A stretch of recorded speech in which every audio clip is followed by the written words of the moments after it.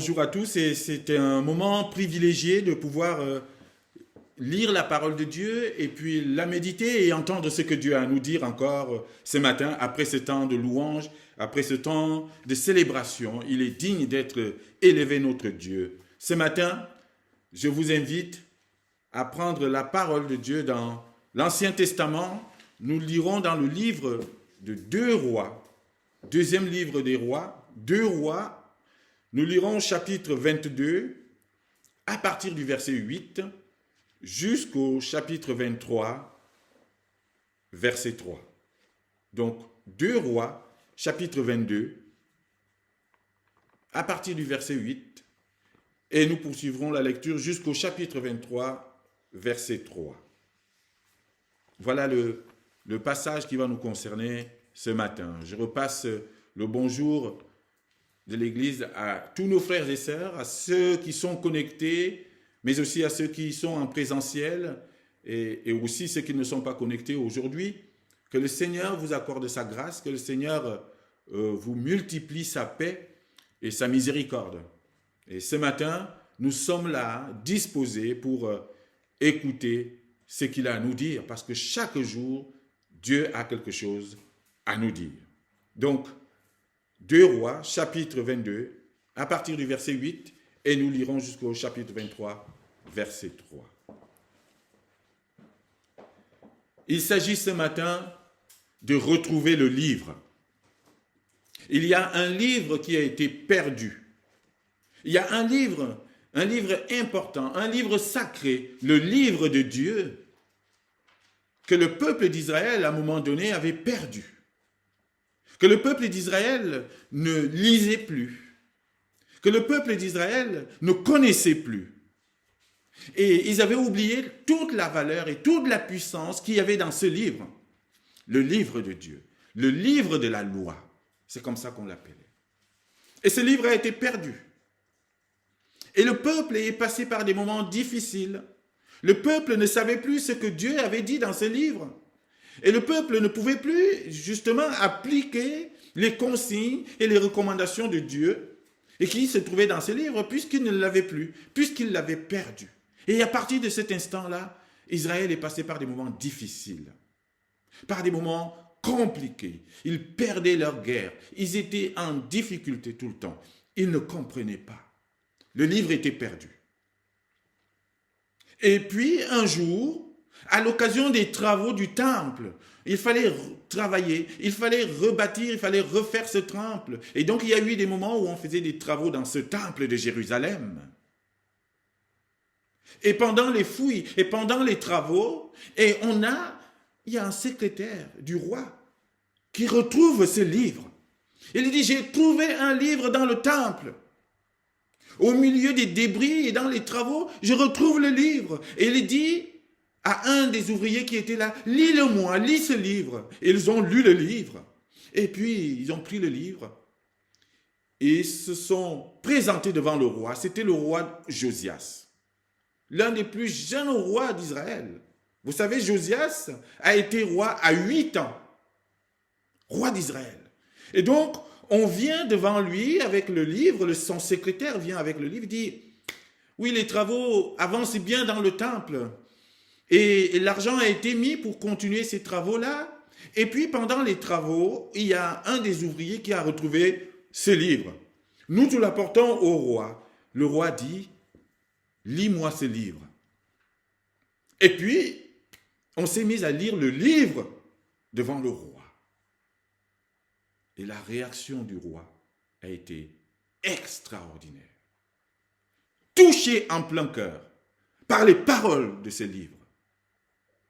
Ma prière ce matin, c'est que la parole du livre, que j'espère chacun de nous a pu retrouver, et si tu l'as perdu, l'exhortation ce matin, c'est que tu retrouves le livre. Parce que c'est dans ce livre de Dieu, c'est dans ce livre sacré, qui est la Bible, que nous trouvons le bonheur et la paix. Et que la lecture de ce livre, et que les paroles de ce livre te touchent à un point où ta vie est bouleversée. Je prie que les paroles du livre nous touchent ce matin, nous avons 5 missions, comme le peuple d'Israël. 5 choses à faire si nous voulons retrouver la bénédiction et la paix de Dieu.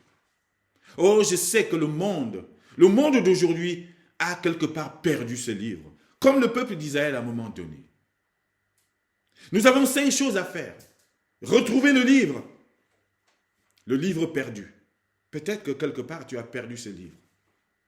Le lire, parce qu'il ne suffit pas de le retrouver, mais il faut le lire à un moment donné. Et puis, 3e chose, être touché par les paroles du livre. Que les paroles du livre que tu vas lire te touchent en plein cœur, afin de transformer ta vie. Et lorsque ton cœur est transformé et touché par les paroles de ces livres, que tu obéisses à ces paroles. Et l'obéissance à la parole, et c'est la 5e chose, c'est de mettre en pratique les paroles que tu as entendues. Voilà les 5 choses que nous avons à faire sur cette terre, dans nos vies. Et je prie le Seigneur ce matin qu'il nous aide à les appliquer. Le but de ce message, chers frères et sœurs, au-delà de tout ce que nous allons dire, c'est de nous conduire, les hommes et les femmes de ce monde, à retrouver le livre de Dieu, qui est la Bible. À retrouver ce livre que le monde, quelque part, a perdu. Parce que le monde regarde à autre chose. Parce que le monde lit d'autres livres. Que le monde retrouve le livre de Dieu qu'ils ont perdu et qu'ils remettent le livre au centre de leur vie. Je prie que toi, aujourd'hui, si tu reconnais que tu as perdu quelque part ce livre, que tu le retrouves, que tu le lises, que tu le médites et que tu le remettes au centre de ta vie. Et alors, tu retrouveras la bénédiction de Dieu et la paix de Dieu. L'obéissance aux paroles du livre retrouvées, c'est une source de bénédiction et de paix pour les hommes et pour les nations. Alors lisons cette parole. 2 Rois, chapitre 22. Nous lirons à partir du verset 8. Alors, Hilkija, le souverain sacrificateur, dit à Shaphan, le secrétaire, « J'ai trouvé le livre de la loi dans la maison de l'Éternel. » Et Hilkija donna le livre à Shaphan, et Shaphan le lut. Puis Shaphan, le secrétaire, alla rendre compte au roi et dit, « Tes serviteurs ont amassé l'argent qui se trouvait dans la maison et l'ont remis entre les mains de ceux qui sont chargés de faire exécuter l'ouvrage dans la maison de l'Éternel. » Shaphan, le secrétaire, dit encore au roi, « Le sacrificateur Hilkija m'a donné un livre. » Et Shaphan le lut devant le roi. Lorsque le roi entendit les paroles du livre de la loi, il déchira ses vêtements. Et le roi donna cet ordre au sacrificateur Hilkija, à Ishkam, fils de Shaphan, à Akbor, fils de Miché, à Shaphan, le secrétaire, et à Zaja, serviteur du roi. Allez consulter l'Éternel pour moi, pour le peuple et pour tout Juda, au sujet des paroles de ce livre qu'on a trouvé, car grande est la colère de l'Éternel qui s'est enflammée contre nous, parce que nos pères n'ont point obéi aux paroles de ce livre et n'ont point mis en pratique tout ce qui nous y est prescrit. Le sacrificateur Hilkija, Ashikam, Akbor, Shaphan et Azaja allèrent auprès de la prophétesse Hulda, femme de Shalboum, fils de Tishva, fils de Harlash, gardien des vêtements. Elle habitait à Jérusalem, dans l'autre quartier de la ville. Après qu'ils eurent parlé, elle leur dit, « Ainsi parle l'Éternel, le Dieu d'Israël. Dites à l'homme qui vous a envoyé vers moi, Ainsi parle l'Éternel. Voici, je vais faire venir des malheurs sur ce lieu et sur ses habitants selon toutes les paroles du livre qu'a lu le roi de Juda. Parce qu'ils m'ont abandonné et qu'ils ont offert des parfums à d'autres dieux, afin de m'irriter par tous les ouvrages de leurs mains, ma colère s'est enflammée contre ce lieu et elle ne s'éteindra point. Mais vous direz au roi de Juda, qui vous a envoyé pour consulter l'Éternel. Ainsi parle l'Éternel, le Dieu d'Israël, au sujet des paroles que tu as entendues. Parce que ton cœur a été touché. Je répète, parce que ton cœur a été touché, parce que tu t'es humilié devant l'Éternel en entendant ce que j'ai prononcé contre ce lieu et contre ses habitants, qui seront un objet d'épouvante et de malédiction, et parce que tu as déchiré tes vêtements et que tu as pleuré devant moi, moi aussi, j'ai entendu, dit l'Éternel. C'est pourquoi, voici, je te recueillerai auprès de tes pères. Tu seras recueilli en paix dans ton sépulcre, et tes yeux ne verront pas tous les malheurs que je ferai venir sur ce lieu. Ils rapportèrent au roi cette réponse. Chapitre 28. Le roi Josia fit assembler auprès de lui tous les anciens de Juda et de Jérusalem. Puis il monta à la maison de l'Éternel avec tous les hommes de Juda et tous les habitants de Jérusalem, les sacrificateurs, les prophètes et tout le peuple, depuis le plus petit jusqu'au plus grand. Il lut devant eux toutes les paroles du livre de l'alliance qu'on avait trouvé dans la maison de l'Éternel. Le roi se tenait vers l'estrade et il traita alliance avec l'Éternel, s'engageant à suivre l'Éternel et à observer ses ordonnances, ses préceptes et ses lois, de tout son cœur, de toute son âme, afin de mettre en pratique les paroles de cette alliance écrites dans ce livre, et tout le peuple entra dans l'alliance. Amen. Voilà la parole qui nous est adressée ce matin et j'espère qu'elle va nous parler, j'espère qu'elle va te parler. Il s'agit du livre sacré de Dieu. Il s'agit de retrouver le livre. Il est question de cela dans ce passage. Le peuple de Juda a perdu ce livre. Le peuple de Juda ne lisait plus le livre. Et puis, à l'occasion de ces travaux, comme j'ai dit tout à l'heure, ce livre a été retrouvé. Mais qu'est-ce qu'ils en ont fait? Une fois que le livre a été retrouvé, c'est cela la vraie question. Et la première question et la première mission qui nous concerne aujourd'hui, c'est de retrouver le livre et de le lire. Retrouve le livre de Dieu que tu as peut-être perdu à cause des circonstances de ta vie, à cause des difficultés, à cause du monde, à cause de ton entourage, à cause de la lassitude. Il nous est arrivé de perdre le livre, de jeter le livre ou de le poser à côté. Ce livre qui est la Bible aujourd'hui, il s'agit de cela.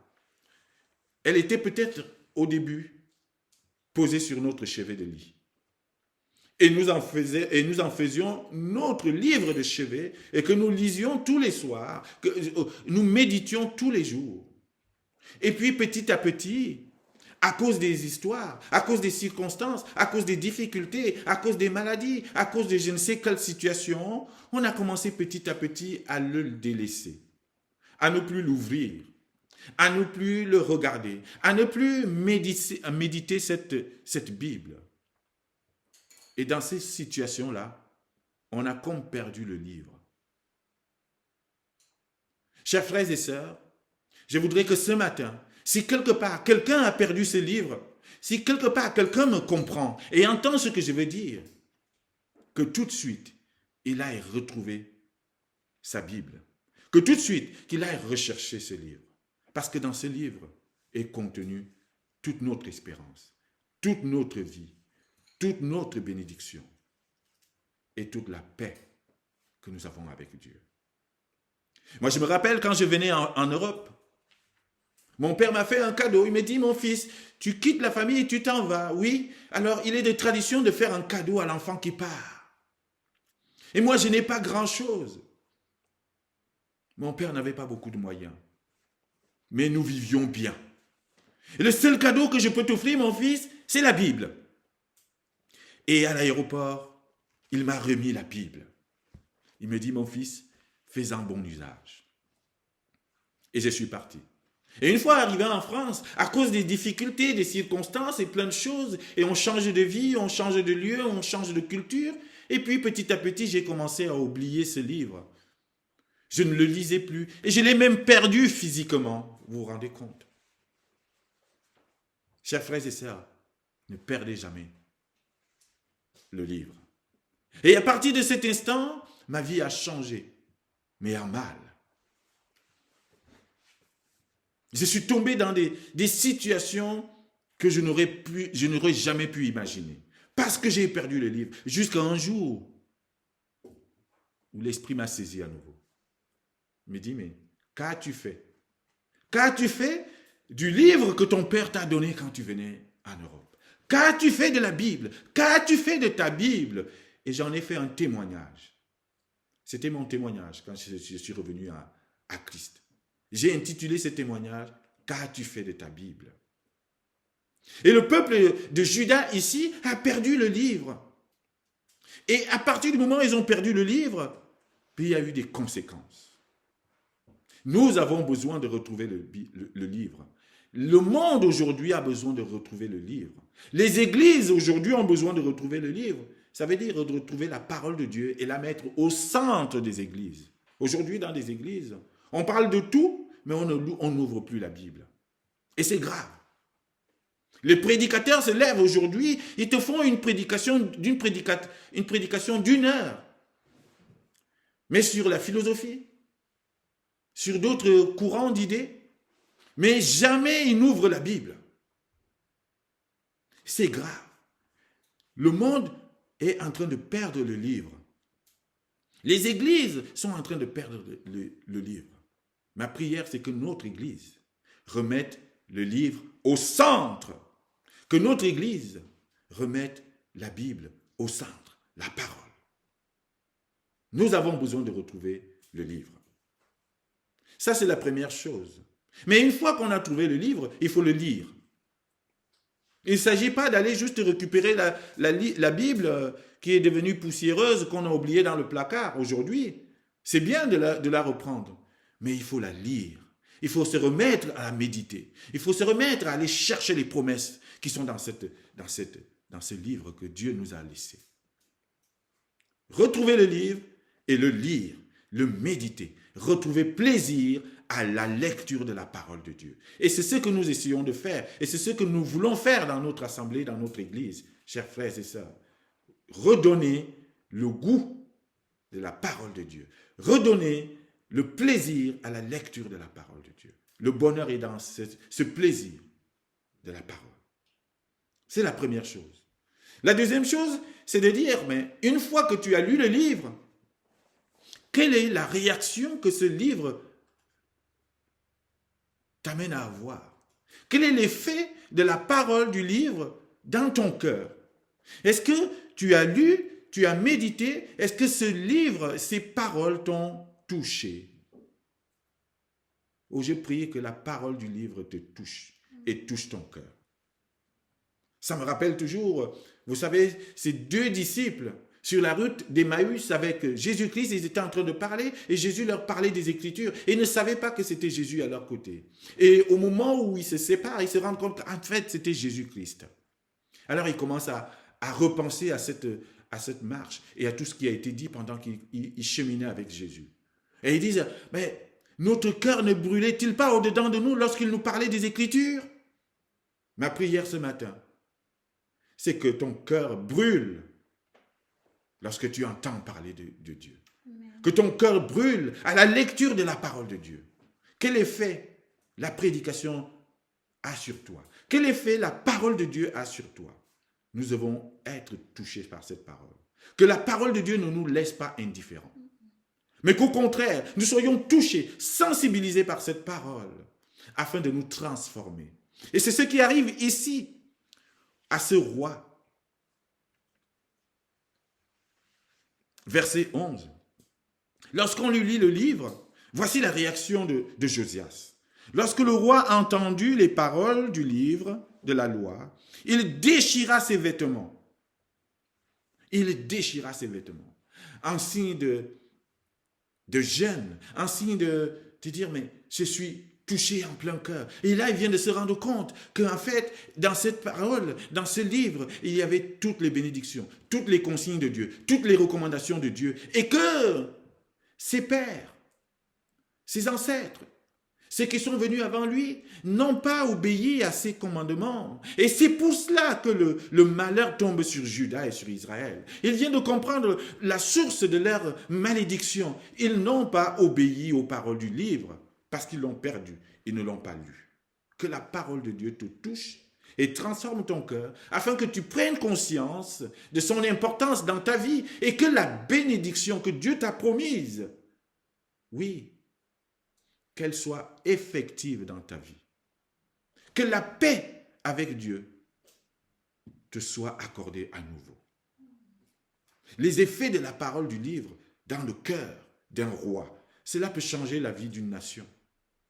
Et je prie pour que les rois de ce monde soient touchés par la lecture de la parole. Je prie que les rois de ce monde soient dans des circonstances où on peut leur lire la Bible et qu'ils soient touchés par cette Bible. Quels sont les présidents, les rois qui reçoivent les pasteurs ou les hommes de Dieu chez eux pour leur lire la Bible?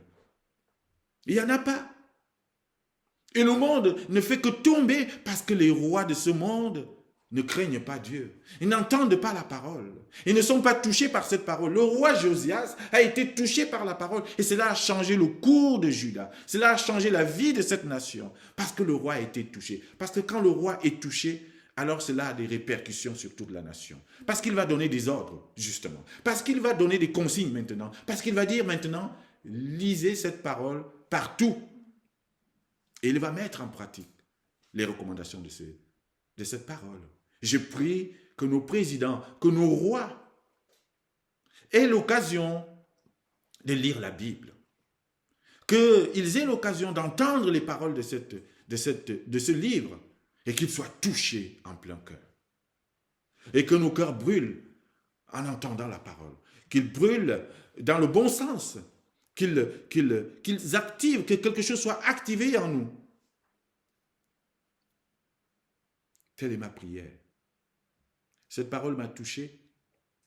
Cette parole m'a touché un jour et je me suis dit, mais jamais je ne pourrai plus perdre ce livre.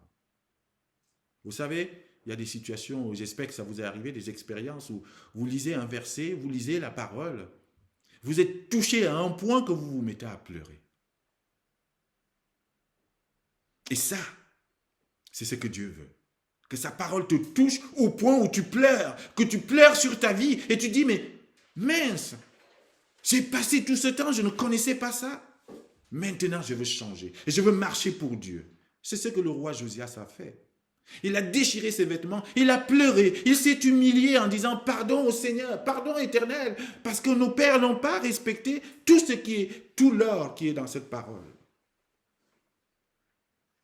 Je prie que la Bible revienne au centre de vos vies et vous aurez la paix avec Dieu, la bénédiction avec Dieu. Que nos cœurs brûlent en écoutant la parole de Dieu. Que cette parole ne te laisse pas indifférent, mais au contraire, qu'elle provoque quelque chose à toi. Oui, c'est ce que nous devons faire. La deuxième chose, c'est cela, être touché par cette parole. Et la troisième mission, la troisième chose, et troisième vérité que nous devons connaître ici, c'est que la désobéissance aux paroles du livre a des conséquences. Quand on a lu le livre, et quand on a connu ce qui est dit dans ce livre, nous devons obéir. Et celui qui n'obéit pas, il y a des conséquences. Et ça, nous devons l'entendre aussi. Beaucoup de gens n'aiment pas quand on aborde ce sujet en disant, mais comment ça ? Mais oui, quand tu as entendu la parole et que tu n'obéis pas à cette parole, il y a des conséquences. Et Juda a connu de terribles malheurs parce que ils ont perdu le livre, Parce qu'ils n'ont pas eu la possibilité d'obéir à ce livre. Et du coup, bah oui, il y a eu des conséquences. La colère de Dieu s'est enflammée contre Israël, contre Juda, à cause du non-respect des paroles du livre. L'obéissance, c'est un rempart contre la colère de Dieu. Oui, le peuple n'a pas suivi. Le peuple est passé par des moments difficiles. Et le roi Josias ne comprenait pas pourquoi le peuple passait par ne gagnait plus des guerres, ne faisait plus rien de bon. Mais il vient de comprendre à la lecture du livre que c'est parce qu'il n'y a pas eu le respect de ce livre. C'est parce qu'il n'y a pas eu d'obéissance à ce livre, aux paroles de ce livre. Verset 13. Je relis le verset 13. Allez consulter l'Éternel pour moi, pour le peuple et pour Juda. Et c'est le roi Josias qui dit cela. Au sujet des paroles de ce livre qu'on a trouvé, car grande est la colère de l'Éternel qui s'est enflammée contre nous. Pourquoi?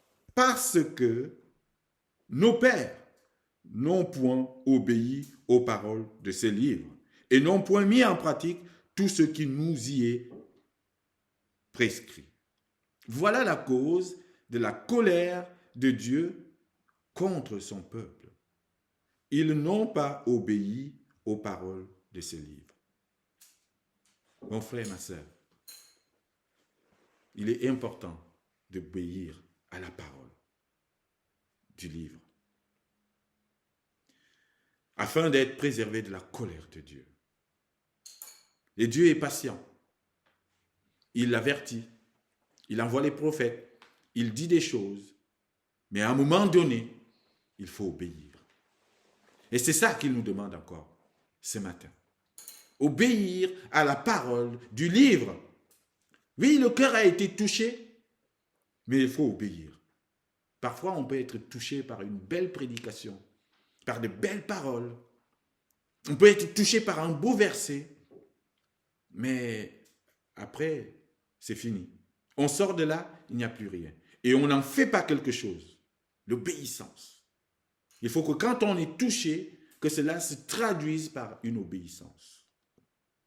Et c'est cela qui nous est dit ici. Oui, la colère s'est enflammée parce que nos pères n'ont pas obéi aux paroles de ce livre. Je prie que ce ne soit pas le cas pour toi. Je prie que ce ne soit pas notre partage, que nous soyons des hommes et des femmes qui obéissons à la parole du livre afin que la colère de Dieu ne s'enflamme pas contre nous.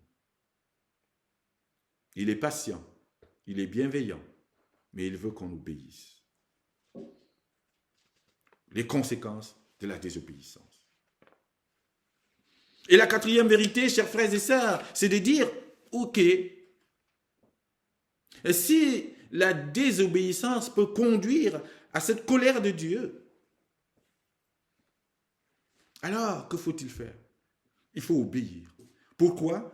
Parce que l'obéissance à la parole du livre sera toujours récompensée.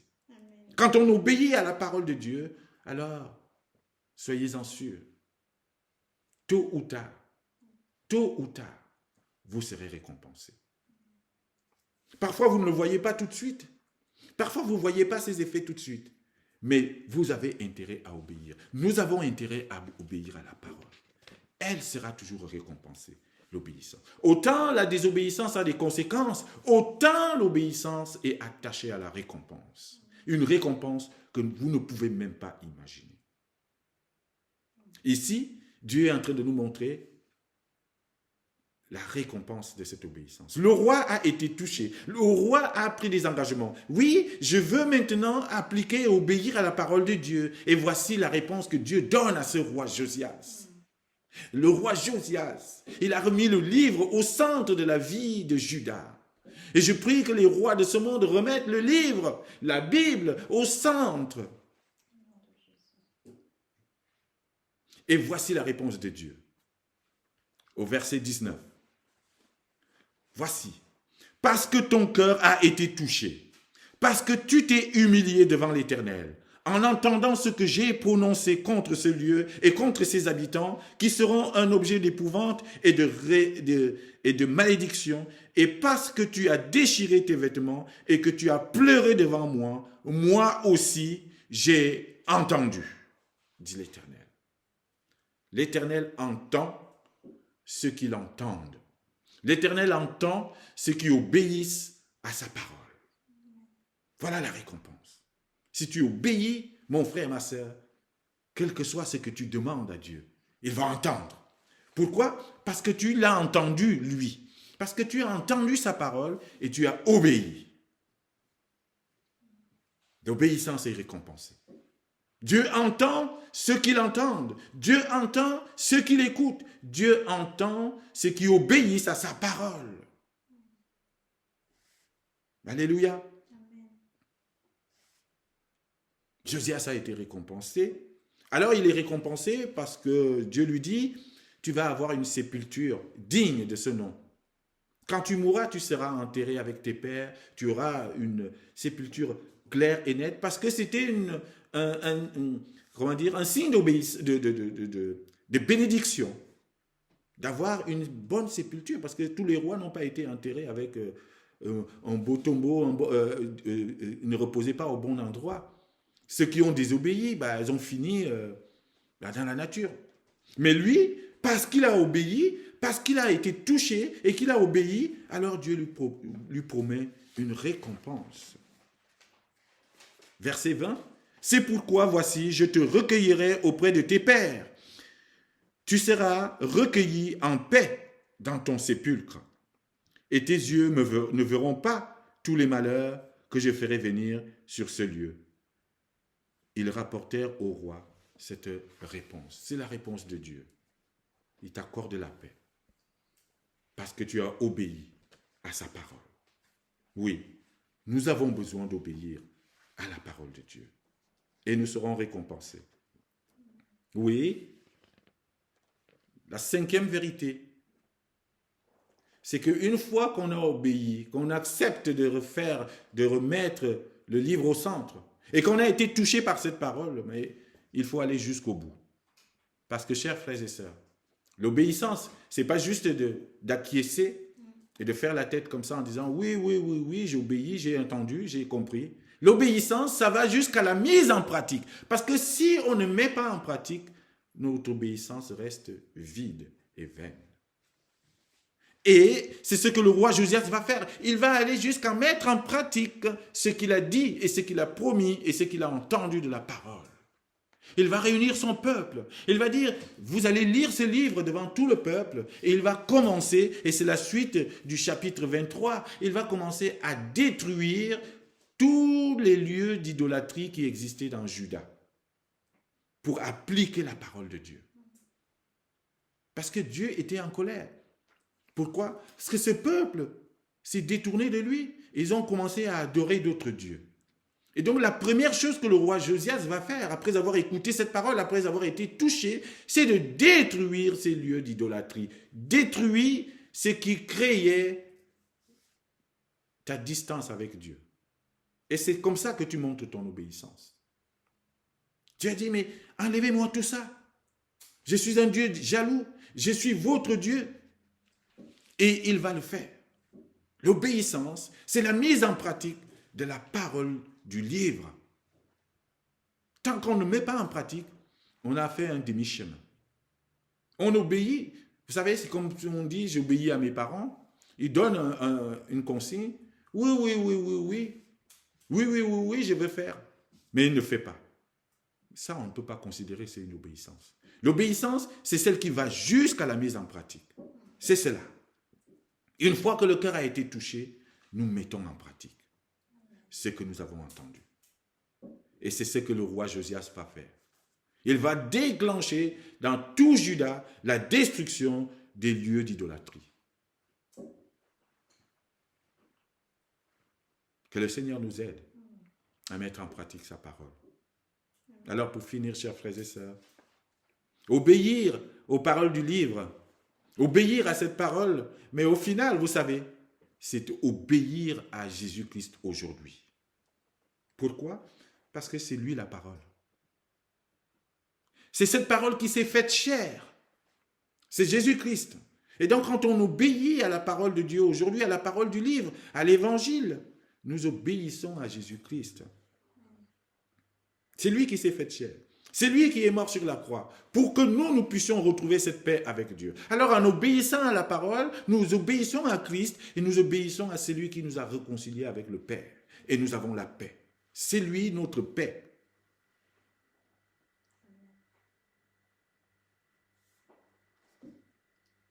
Que le Seigneur nous accompagne et nous aide à retrouver ce livre. Si aujourd'hui, là où tu es, tu sais quelque part que tu as perdu ce livre, Dieu ne t'en veut pas en fait. Ce n'est pas grave. Du moment où tu prends conscience que tu as perdu le livre et qu'il faut que tu le retrouves. Alors oui, si c'est ton cas, je prie que le Seigneur te donne la force de retrouver le livre, de le lire, de recommencer à le méditer, et que par son esprit, tu sois touché à nouveau par les paroles de ce livre, afin que ta vie soit transformée, et que tu obéisses en mettant en pratique les paroles que tu auras entendues de ce livre. Et tu retrouveras, je te l'assure, tu retrouveras la paix et ta bénédiction. Cette bénédiction qui n'a jamais été dérogée, mais elle est toujours là. Mais il y a juste besoin de réactiver et de remettre le livre au centre de ta vie. Amen.